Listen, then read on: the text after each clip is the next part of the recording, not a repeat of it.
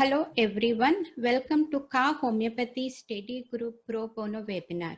We provide excellence in educational purpose of holistic approach by conducting professional homeopathic webinars that provides continuing educational credits to practitioners following principles of classical homeopathy.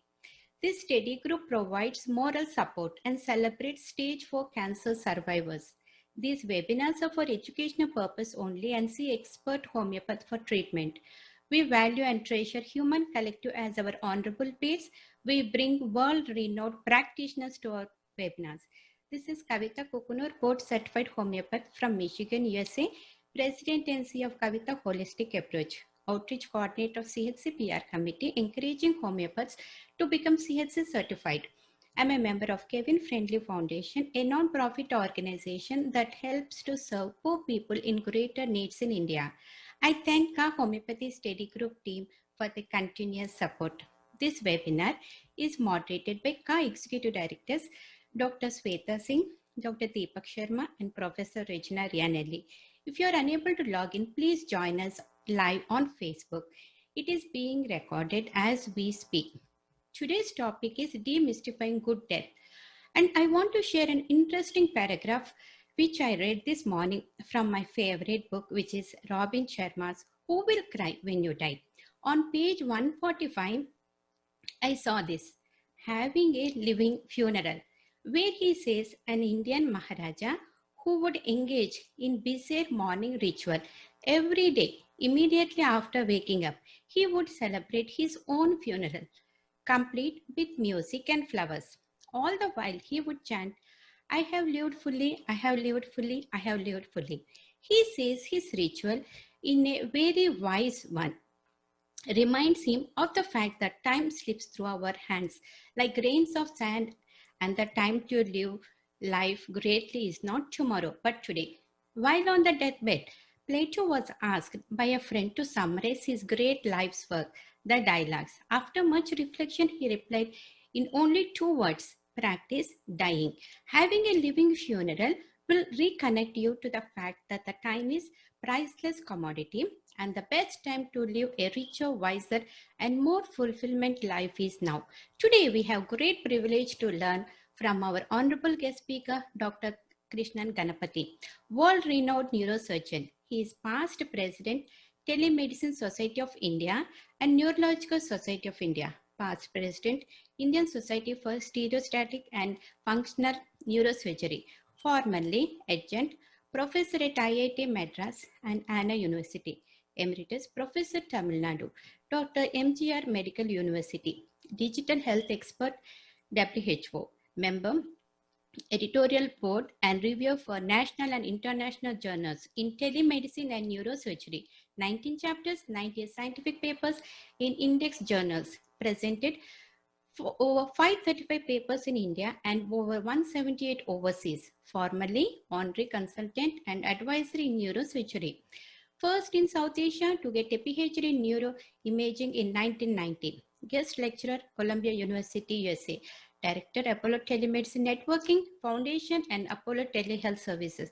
There is so much to say about him. For more information, please visit his website www.kganapathy.com. Let us welcome Dr. Ganapathy to our show. Sir, please. And thank you so much for your precious time in spite of being so busy. Welcome, sir. Good morning, good afternoon, good evening, and good night, ladies and gentlemen. As I understand, there are people from different places here. Now, first of all, my thanks to the organizers for arranging this talk. It all started on August the 3rd, 1966. I was in the 11th standard attending my classes when I got a phone call that my elder brother had died in a road traffic accident. That, ladies and gentlemen, was my first encounter with death, and that minute I decided I'm going to become a doctor. 6 years later, I was in the 4th year MBBS, Madras Medical College, 1972, November, and again I got a call that another elder brother of mine, my eldest brother, also met with a fatal accident. You can imagine how I would feel having lost 2 brothers. From 1975, I started as a postgraduate, as a resident in neurosurgery, until 2015, over 4 decades, was an active neurosurgical practice. During this time, I have encountered at least 2,500 deaths at a minimum guesstimate. I would like to start off, before I go into what exactly death is and my personal experience and what I would like to call demystifying good death. I just wanted to quote what Woody Allen said, and he said, "I'm not afraid of death. I just don't want it to be there when it happens." So I think this explains everything. On December the 25th, 1995, one of my patients was brain dead, and for the very first time in South Asia, the family was persuaded, a 28-year-old woman was persuaded to allow organ retrieval, and we did South Asia's first multiple organ transplant. This was again a tremendous experience to persuade a woman to give consent to take out the heart of her husband, take out the kidneys, etc. And believe me, they had been married just for 1 year. Even prior to that, I had got interested in thanatology, as you call the study of death, and I had written several articles on the brain dead head trauma patient as a critical organ donor. A couple of years ago, I wrote an article on brain death revisited, and to my pleasant surprise, the article has been downloaded 16,400 times worldwide. This shows the amount of interest people have in death, even though it may sound to be a very macabre and ghoulish subject to start with. Now, death is indeed inexplicable. I think the best comment is by Yudhishthira, the eldest of the Pandavas, and he said, when Yaksha asked him, what is the greatest wonder? He said, I quote, "Day after day, countless creatures reach Yama's abode, yet those that remain behind believe themselves to be immortal. None of us are prepared to accept that one day we will be leaving this world." And Yudhishthira said 5,000 years ago, what can be more extraordinary than this? I think this very much holds good in 2020 as well. The Bhagavad Gita in chapter 2 describes death very nicely. The Bhagavad Gita says, the Atman is neither born nor does it die. Unborn, eternal, constant and ancient, the Atman does not die when the physical body is extinguished. I've just picked up at random 5 quotations which cover the different ways in which death is viewed. Look at what Sadhguru said. The worst that can happen to oneself is one has to live forever. Rabindranath Tagore, death is not extinguishing the light, it's only putting out the lamp because dawn has come. On asked what happens after death, the Zen master replied, I do not know. But you're a Zen master, said the student. Not a dead one, replied the master. And so it goes on and on. We still do not really know what exactly is death. When I was a medical student, as a postgraduate, and even as an assistant professor in the 20th century, it was relatively simple to diagnose death. If a person stopped breathing, if the pupils were dilated, if there was no pulse rate, BP was not measurable, he was pronounced dead, as simple as that. Today, in 2020, particularly if a person happens to be admitted in an intensive care unit in a quaternary hospital on life support systems, believe me, it is extremely difficult to say whether somebody is alive or dead. Why is this? This is because most of us, even doctors in the initial part of the training program, believe that death is an isolated event. Death is not a specific moment in time. All of us have given death certificates. We say the patient died at 7:43 p.m., 13th September 2019. But believe me, the moment the death certificate is issued, he or she has actually been dying, not for a few hours, not for a few days, not even for a few months, but for years and years. Death occurs in utero. Even after the first trimester of pregnancy, when organs just start forming, death already occurs. Death is a continuous, ongoing process. We need to understand this thoroughly, and only then will we be able to take important decisions. the loss of the ability to integrate body functions would be the correct definition of life. Today, it is possible to keep the heart alive, to keep the kidney alive, to keep the lungs alive, and so on. But it is just not possible to coordinate and integrate all the various body functions. The difficulties in diagnosing death have been in existence for millennia. Pliny the Elder wrote 2000 years ago, "So uncertain is men's judgment that they cannot determine even death itself." And absolute brilliance. The ancient Greeks, the Romans, etc., they would cut a finger 9 days after a patient was supposedly dead to be sure that he was not bleeding again. Melting of ghee on the forehead.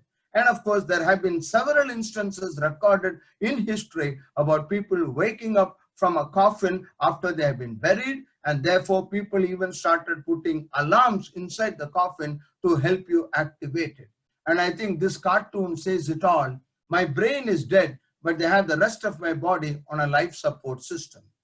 As a neurosurgeon, I have personally probably evaluated at least 150 to 175 brain dead patients and certified them as brain dead, facilitating organ transplantation.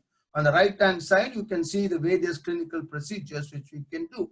Today, a person is considered dead even if his heart is beating, even if the pulse rate is normal, the blood pressure is normal, the lungs are expanding very well, etc. When a brain stem and one small, vital, most important component of the brain called the midbrain, the pons and the medulla oblongata, this is called the brain stem. When this ceases to function and there are clinical tests prescribed, these tests have to be done repeatedly over a 4-hour period by 4 different doctors independently. And when we certify that the brain stem is no longer functioning, the patient is declared to be brain dead.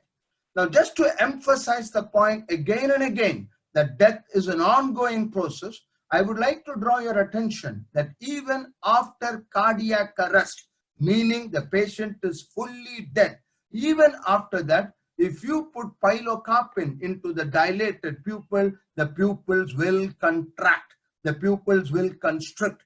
A kidney is still functionally viable. It can be used for a kidney transplant even if it is taken out up to 30 minutes after a cardiac arrest. Skin graft can be done even 24 hours after a cardiac arrest. Arteries and veins have been successfully used for several decades, even after they have been removed 72 hours after irreversible cardiac arrest.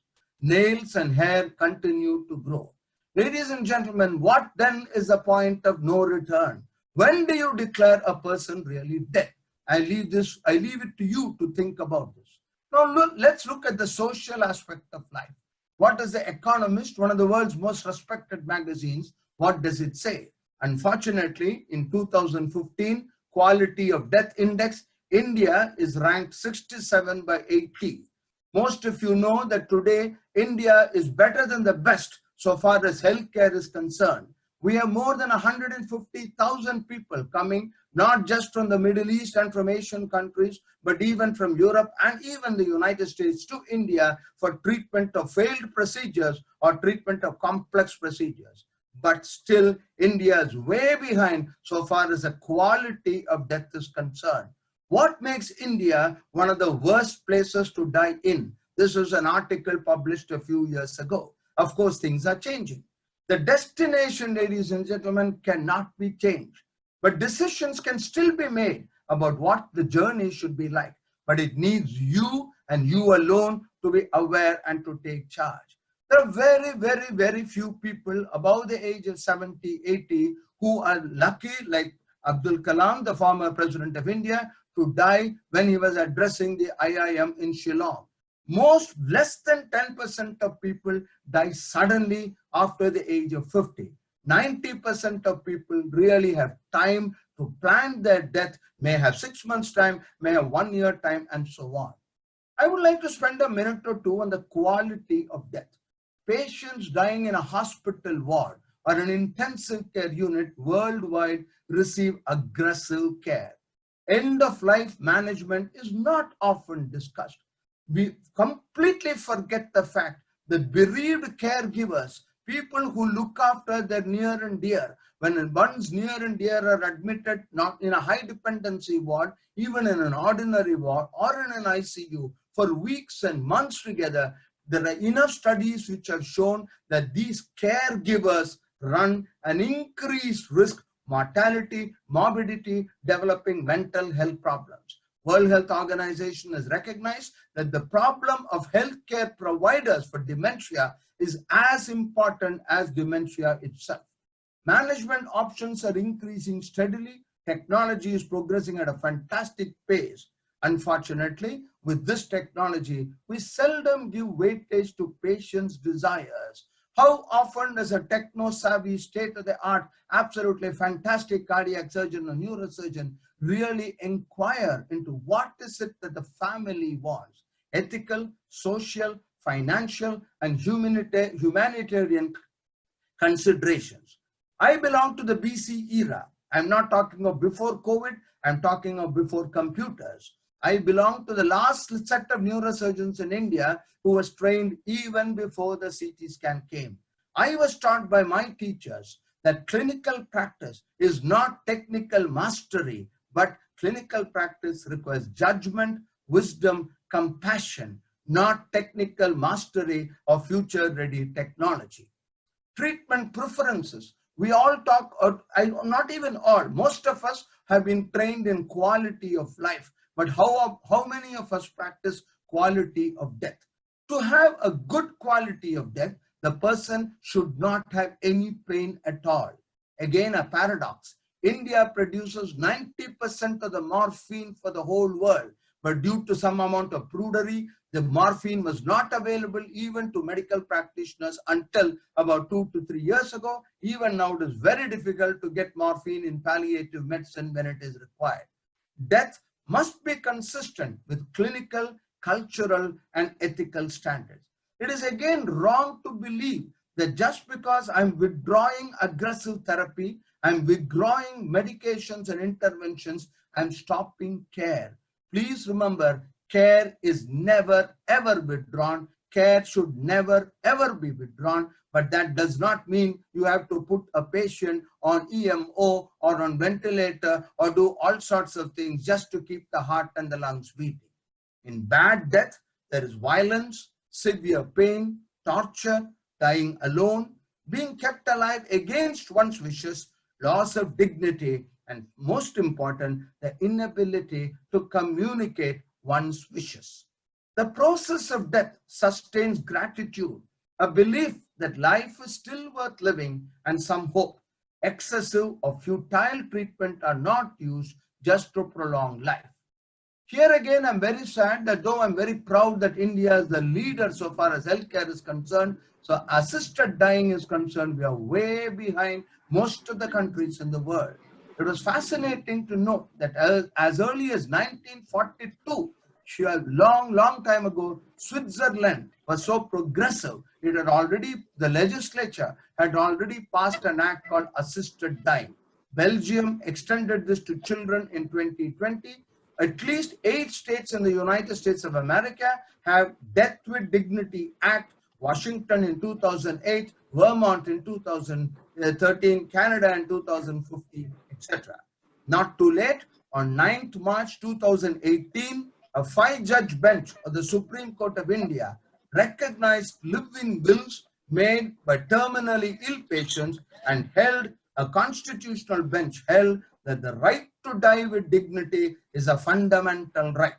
Unfortunately, for fear that this would be misused, there are so many ifs and buts, even though the judgment has been passed, and it's extremely difficult even today to get people understand that to register a living will, you need to get the signature of a judicial magistrate and so on. Of course, many of us are going to raise this, and we hope in a couple of years this will be sorted out. Dying with dignity. It's your life. It's your choice. Grief counseling has started in India only a couple of years ago. I remember in 1995, when I was actively involved in human organ transplant, I was a grief counselor. We had no such entity called grief counselor at that time. Even today, removal of life support systems can be done in India only if brain death is declared. And as a paradox, brain death can be declared only if there is consent for organ donation. Of course, people go around this, bypass this by what is called LAMA, discharge against medical advice. So we get it in writing that the patient does not want further treatment, he is discharged against medical advice. This is sad, but again, I'm sure in a couple of years this will be solved. Now, dying is a process that can be influenced. As medical students, as postgraduates, as young doctors, we are all taught primum non nocere. However, do no harm extends primarily to the physical body. Yes, no medical doctor generally would like to harm the physical body. But how many of us are trained? How many of us want to extend this do no harm concept to the emotional body, to economic domains? End of life discussions can be initiated, should be initiated within days or hours after admission with individuals who are in very good health, when the treating doctor, the healthcare provider, knows that he is not going to survive of more than 3 months, 6 months, 1 year, 2 years, whatever it is. The quality of death, the wishes of the patient and the family takes precedence, should take precedence over using tomorrow's cutting edge technology. I remember what Lars Lexell, the inventor of the gamma knife, said 50 years ago. He said, a fool with a tool is still a fool. When you have a hammer, everything around you looks like a nail. And if it is an expensive hammer, even more so. It is inevitable. It is extremely difficult to avoid using 2021 technology in the hope that you can prolong life. But should you not ask the family what they want? I think this is very important.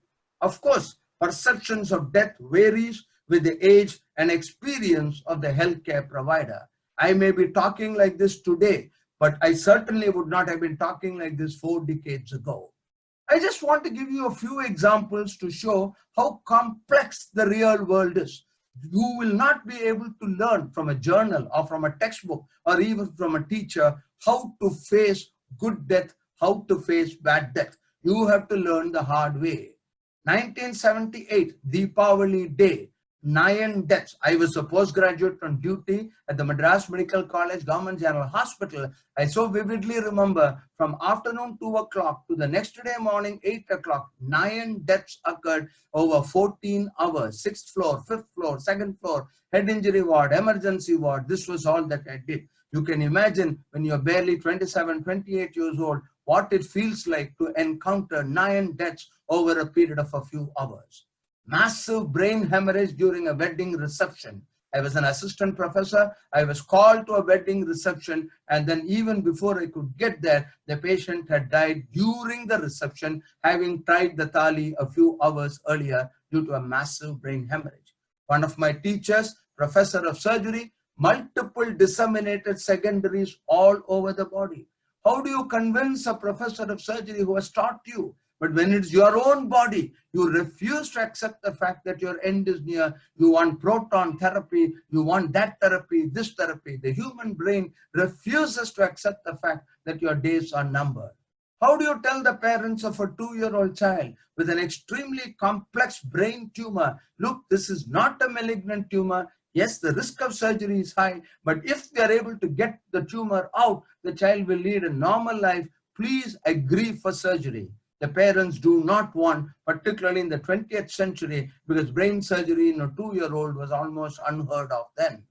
One of my own relatives, a 92-year-old woman, bilateral stroke, left side and right side, developed a fracture of the hip. Extremely educated, intelligent children, 72 and 68 years old. They took the mother away from the ICU, took the mother home. But then she did not read the textbooks. The mother had not read the textbooks. She was unconscious for 2 months. How do you manage an unconscious mother for 2 months? And then I said, okay, you remove the Ryle's tube, you stop complete treatment. She's 92 years old. For 2 months, she has been unconscious. You are not taking a wrong decision. Even after removing the Ryle's tube, she lived for another 3 days. This, ladies and gentlemen, is what happens in the real world. keeping a father alive, a father with a very bad tumor. I would not have operated, I would not have irradiated, no chemotherapy, nothing. I would have persuaded the family not to do anything. I would have said, look, he's going to live for another 5 months with all this heroic treatment. Please don't let him go through all the suffering. But then his daughter's marriage has already been fixed. The wife and the husband, that is the patient himself, wanted to be alive so that he could at least see his daughter getting married. So we took the patient's desire into account and started treating him, even though I was not for treatment at all. A terminally ill pregnant woman, 8 months pregnant with a brain tumor, she's going to die in a couple of weeks, maybe. But then what do? You've got to keep her alive so that the baby comes out, just so that we were treating the unborn baby. I could go on and on like this. I could give you hundreds of such illustrations like this. But this is where a medical doctor comes into play. It is impossible to expect a family to take a rational decision, weigh the pros and cons. They are too much emotionally involved. And I think it's a duty of the specialist, whether it be a neurosurgeon, a cardiologist, a family physician, a homeopathy doctor, whatever it is our duty to explain to the family what are the pros and cons. This slide, of course, refers to 2011. I personally feel the slide is not representative of what India is today. But at that point of time, the only 5% of people in adult senior citizens in India were living alone, as compared to almost 38% in Norway. Unfortunately, India is just aping the West, and today the bird has flown, the empty nest syndrome. Most of us live alone. Our parents and our children are in excellent positions in different parts of the world, but we live alone. And therefore, you can see that in India, compared to Western countries, it's far better. But even in India today, probably about 15 to 20% of families, the people live alone. What are the major problems? Why is it that we are so afraid? We are not willing to talk about death. Lost opportunity for last wishes. Lost opportunity for life review and emotional settling of accounts. Our laws do not permit patients and families to take control. Doctors are scared of making decisions to withdraw futile care. Legal system is worried about misuse. The word trust no longer exists in the vocabulary of any community, not only India, but most other countries in the world. We have poor access to systems that control suffering at the end. And the number of people who are trained in palliative medicine is recognized as a specialty only very recently. Loss of decision-making capacity. One, of course, is the unawareness that you need to take a decision. But then please remember that you need to take a decision when you're in good health. No one knows when something is going to affect you, when your cognitive facilities may be impaired.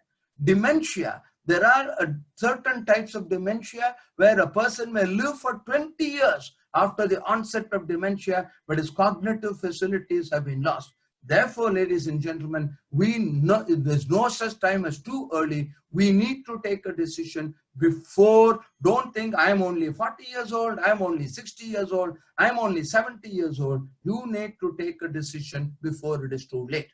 And again, interestingly, for 90% of people, death is predictable.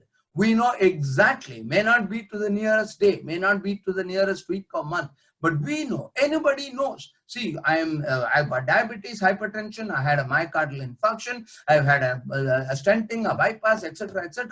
I mean, I know the literature, I know that survival rate for a tumor, a 5-year survival rate for a tumor is 10%, a 2-year survival rate, and so on and so forth. We know precisely with a plus minus of 6 months, we know exactly when we are going to leave this world.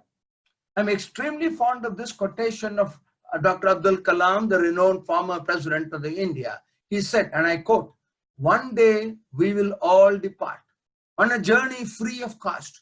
Don't worry about seat reservation. It is confirmed. The flight is always on time. Our good deeds will be our luggage. Humanity will be our passport. Love will be our visa. Make sure we do our best to travel to heaven in business class."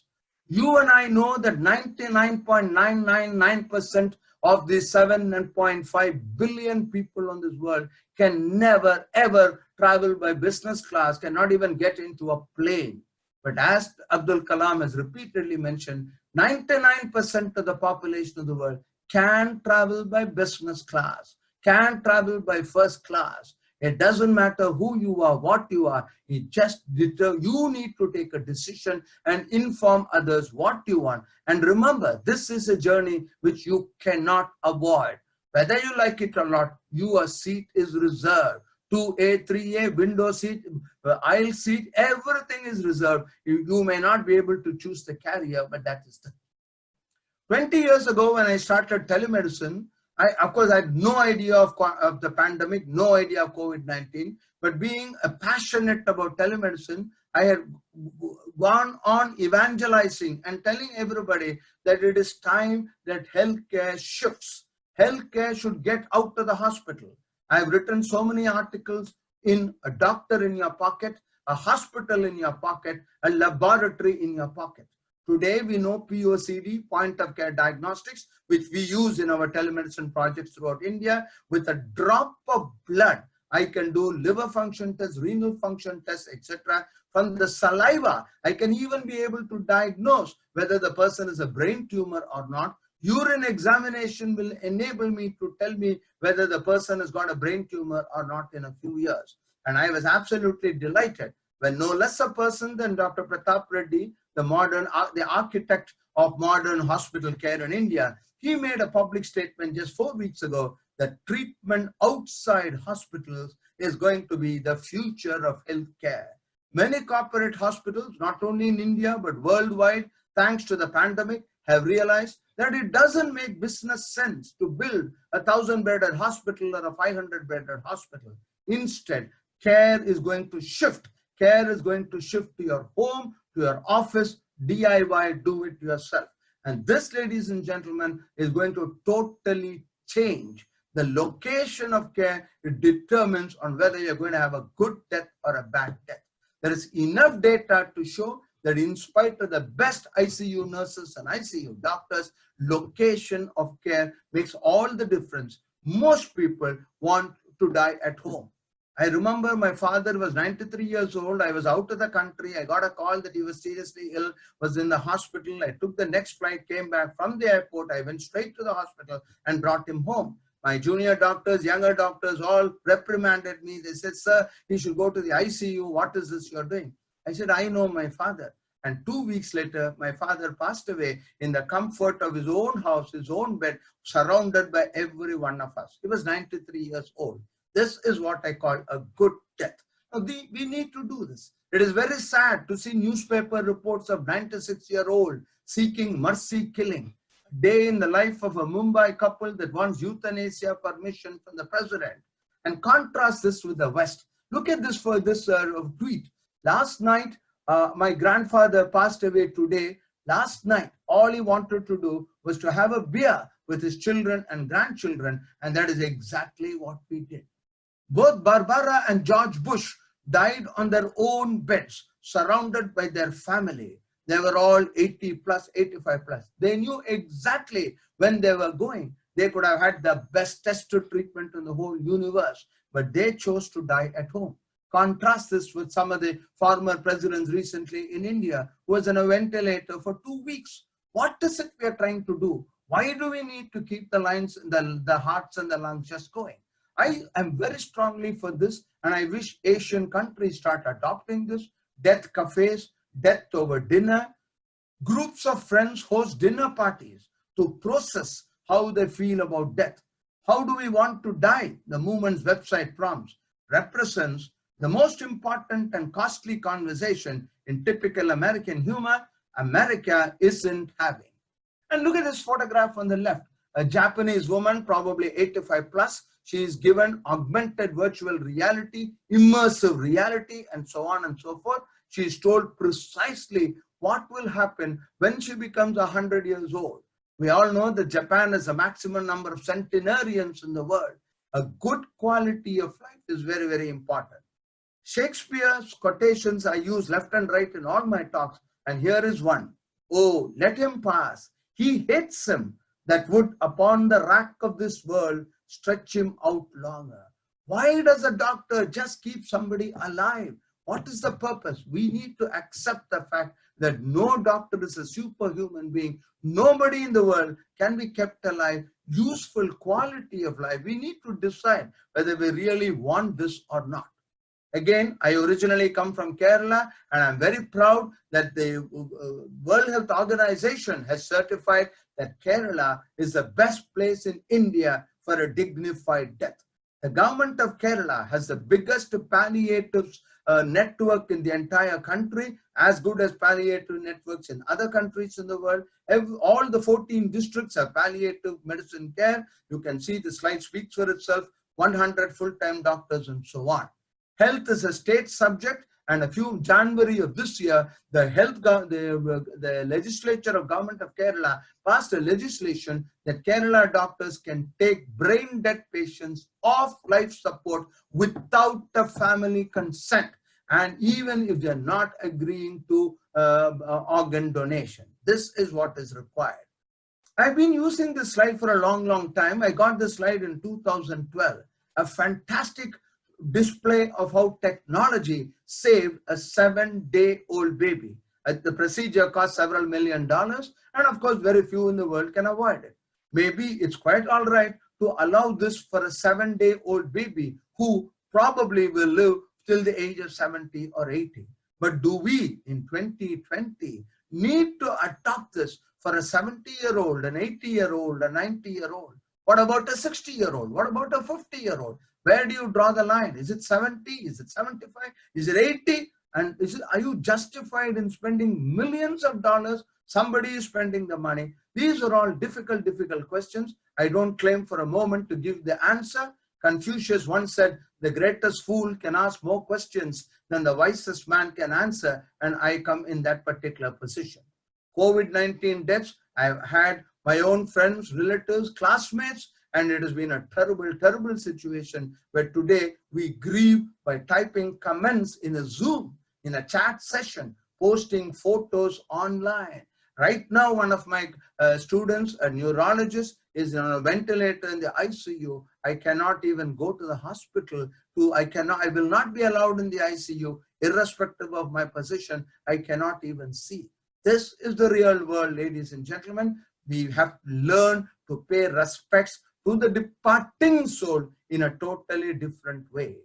Incidentally, MIT Technology Review, Massachusetts Institute of Technology, one of the world's leading centers, scientifically one of the foremost in the world, in an article published 2 years ago, feel that it may be possible very soon, in the near future, certainly in my lifetime, to be able to predict when you're going to die.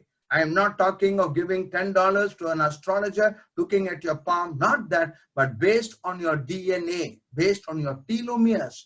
Today we know the DNA part of aging. To a very large extent we know this, and it's possible that in a couple of years we will be able to scientifically predict when somebody is going to die. So when this is the world we are going to live in, don't you think we should plan for this last journey? I have just 2 more slides. Advanced care planning. The United States, of course, is extremely forward so far as this is concerned. I'm very happy that this is just starting in India. Advanced care planning is a process to document your specific need, your decision-making, when your decision-making capacity is still intact. Choose a power of attorney. Choose someone. Remember, when you choose your spouse, remember that she may not be all that younger. It is always better not just to choose your children, but to have someone else, because in the real world, your grown-up children may not be with you. They may be in another continent as well. All these details are available in the website, and anybody who's interested can go through this. So ladies and gentlemen, I could go on and on, but I think we need to enjoy life, not talk about death. The quality of life is very important. What is the take-home message? The take-home message is we are not immortal. I am not waiting for death. By the end of this year, I would have finished the biblical 70 years of an excellent quality of life. But I do know that I am not immortal. I'm not waiting for death, not at all. But who knows? I may live for another quarter of a century like my father. But then I am ready for death. And I think this is what every one of us should do. You and you alone have the right to decide how you want to make the final journey.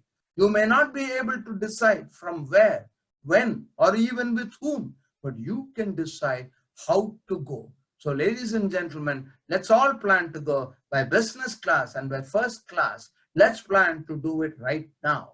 And this is what I would like to do. Thank you once again, Kavita Homeopathy Center, for letting me review my own thoughts. Whether others have benefited or not, I have no idea. But in putting this talk together, I as an individual personally have certainly benefited considerably. Dhanyavad. Thank you. Nandri.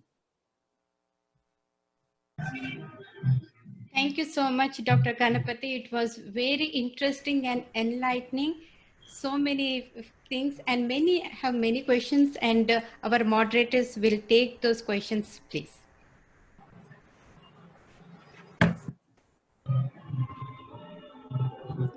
Hello, Dr. Ganapathy sir. I am Dr. Deepak Sharma from Delhi and one of the executive member.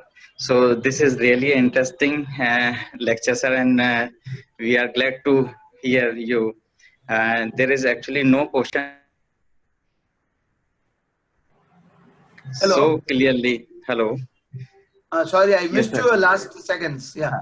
So there is no question in chat. I think the reason is that you clearly mention all the things so that there is no questions in the mind. So thank you so much for your kind presence in Ka. Thank you so much, sir. Okay, thank you. Dr. Shweta.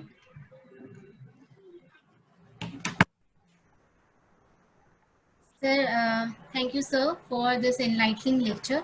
And we got an email from Dr. Nidhi Joshi, and she kept a question for you. Is if the death is a last stage of life, then why we are affected by it in so many ways? Why we are? Why we are affected by it in so many ways? Why we are affected if the death is the last stage of life, then why we are affected by it in so many ways? You are affected by age. Why we are affected in so many ways? Okay, first of all, death is not a last stage of life. I have been mentioning throughout that death is a continuous process. We start to die from the moment we are born. So death is, it's a terminal stage. It is the end result of what we have been doing the previous several decades, number one. Number two, if I could really answer your question, I would be Adi Shankaracharya himself. I would be, I don't know whom to say. I honestly, this is more a philosophical metaphysics question rather than a biological question. I really wouldn't be able to answer that. But I think what is more important is we have to accept the inevitable. We have to understand that none of us are immortal. And this was what was mentioned even in the Mahabharata 5,000 years ago. So this is the most important, to accept that. I mean, there's no, look at it another way. There is no fun in life if you don't have challenges. If there are no problems, if everybody was absolutely well all the time, you would not be a homeopathy doctor. I would not be a neurosurgeon. Unless people develop brain tumors, I will have no job to do, isn't it? So this is a part of life. If everybody is healthy from the moment they are born till the moment they leave this world, I mean, the whole world would be totally different. Today we have got the pandemic, and the pandemic has taught us so many things.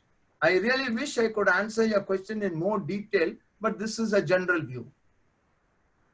Thank you so much, sir, for answering this question.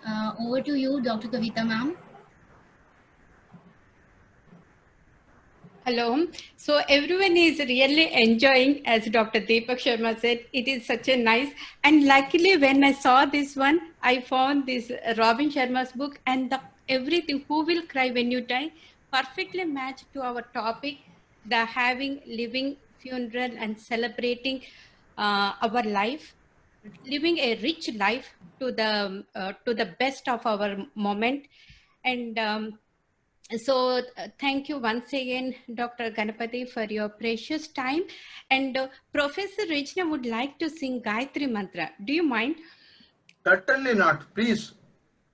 We have prepared this for you, sir, because we wanted to welcome in a very positive way. We are honored by your presence. Om Bhurvat Swaha Tat Savitur Varenyan Bargo Devasya Dimahi Diyo Yona Prachodaya.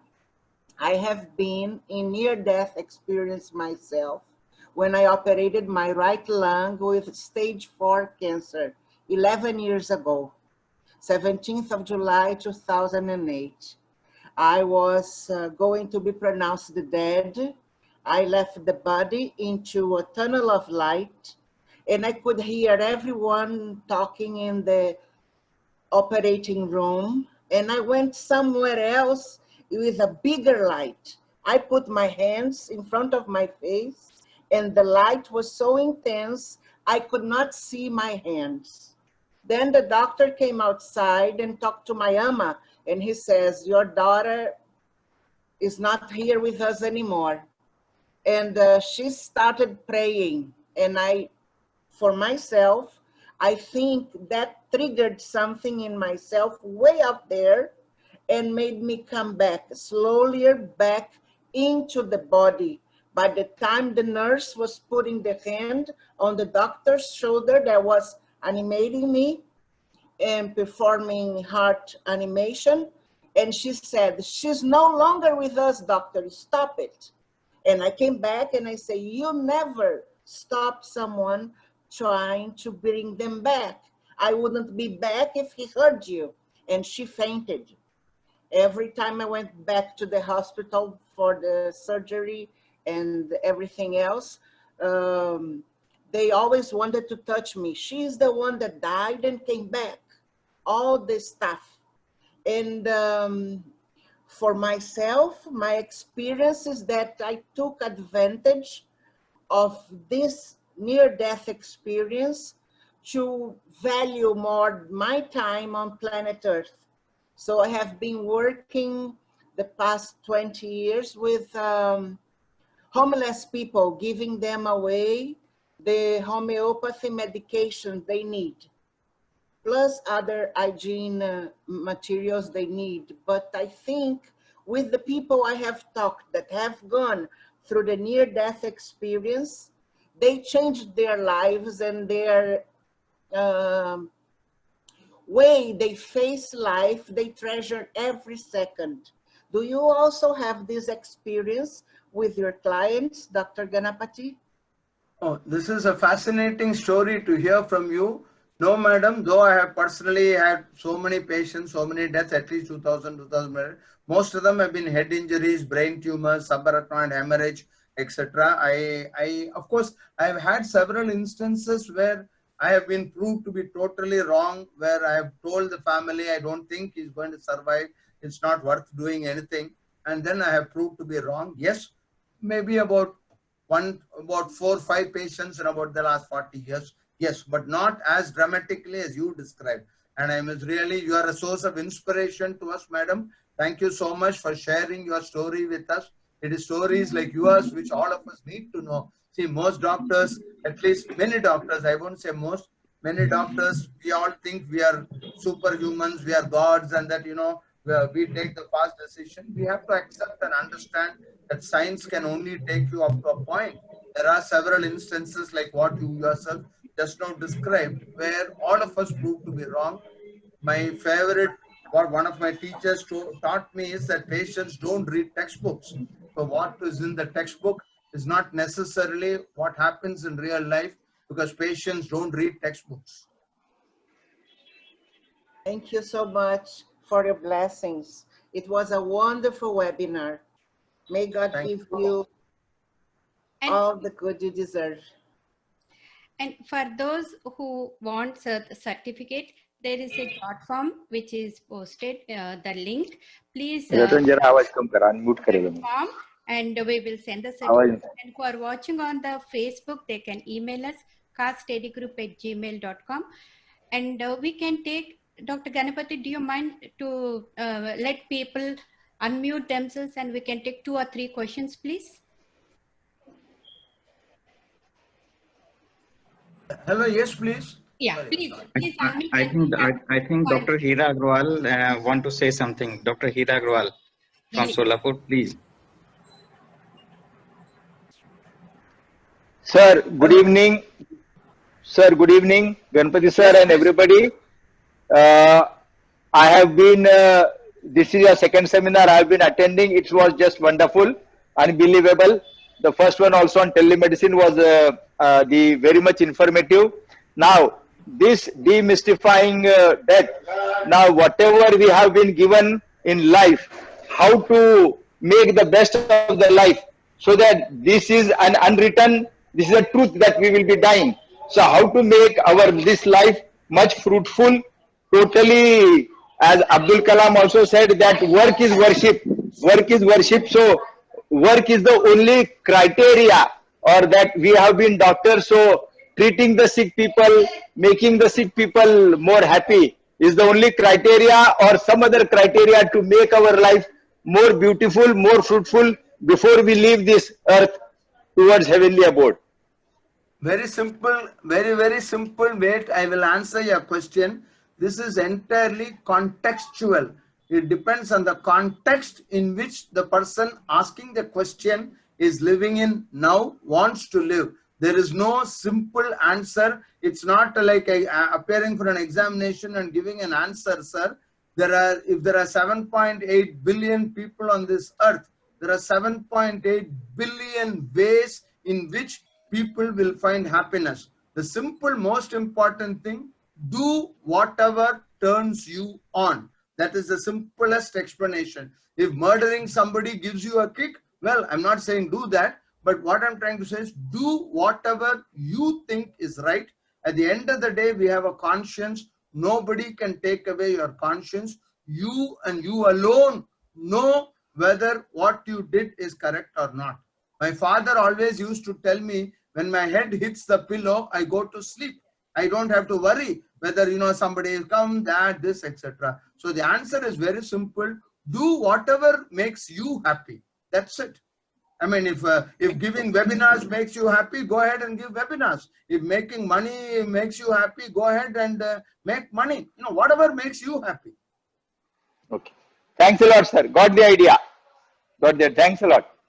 Please don't murder anybody. I said it just as Never that can happen. And Dr. Ganapati, you are receiving so many thank yous from everyone. And we can just take one or two questions, please.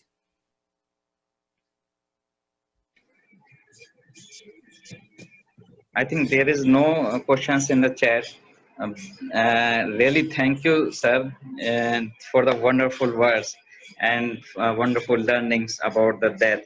Thank you so much from our side. And Dr. Shweta, is there any question in the email or anyone want to say?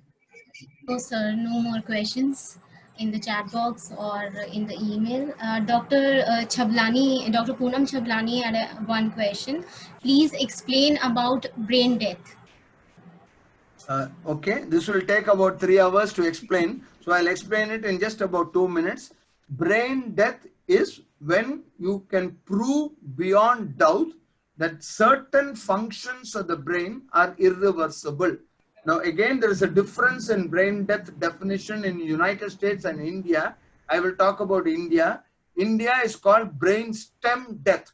So brain stem death is equal to brain death legally, officially. So the midbrain, pons, and medulla oblongata, the functions of these three. Now, as you know, the brain stem is the one which controls the cardiac center, the respiratory center. So when the heart no longer gets impulses to beat from that part of the brainstem, similarly the lungs, etc., that stops functioning.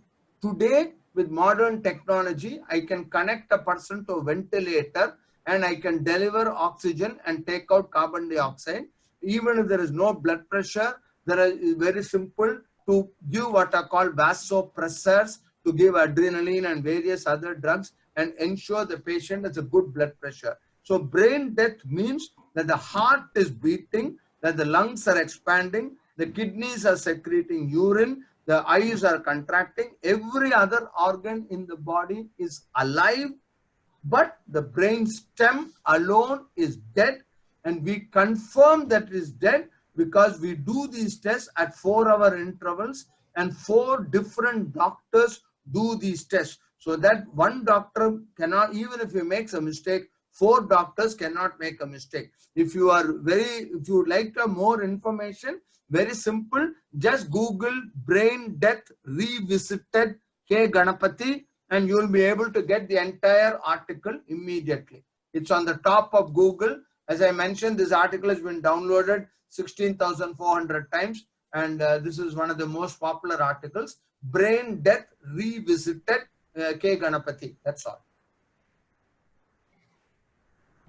Thank you so much, sir. Beautiful presentation and beautiful webinar. Thank you so much. And So I will there's a log out question, now. ma'am. Thank you all once again, and thank all the participants. Thank you so much, Thank you, sir. Dr. Ganapathy, for your precious time and coming on to our webinar. And it was really enlightening, and we have learned so many new things. Thank you once again, and I thank our Homeopathy Study Group team for the continuous support. Today we have many of us, our team joined. Dr. Deepa, Dr. Nupur, Dr. Poonam, Dr. Shravani, Dr. Narasimhan, Dr. Bhavana Raju, and Dr. Hira, and many more. We have upcoming HNI approved CAR webinar on October 18th with Dr. Jafar Shah, who provides complete clinical guidelines and tips for current pandemic crisis with 2 continuing educational credits. So do not miss that one. And Dr. Sweta, do you have anything? Yes, ma'am. I would like to ask the viewers to please fill the Google form what I have shared in the chat box, and you can reach us at khastudygroup@gmail.com, and please follow our social media accounts on Facebook, LinkedIn, Twitter, Instagram, etc. to see the future webinars and the details and information. Thank you so much for joining us. Thank you once again, Dr. Ganapathy, and everyone for this webinar. Until then, stay healthy and happy. Thank you all.